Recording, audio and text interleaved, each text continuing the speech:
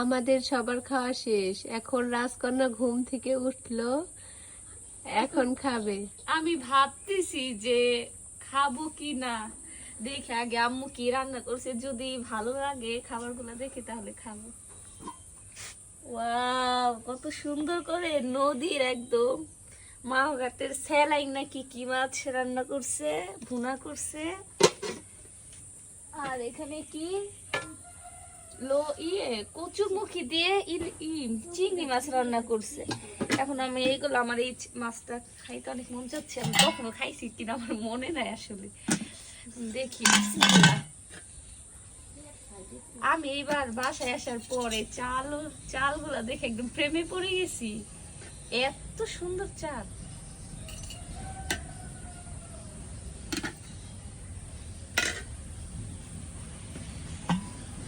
আমি কোনটা নেব, কোনটা দেখাইলে আমি এটা।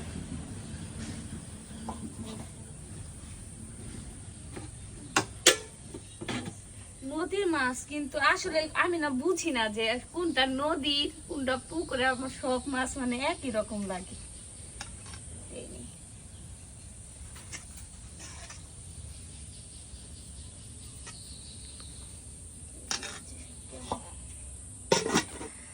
আর মায়ের হাতের রান্নার স্বাদ কিন্তু অন্যরকম। আপনি কত মজা করে মানে রান্না করেন, কিন্তু বেশি মজা লাগবে না, মায়ের হাতের রান্না অনেক মজা।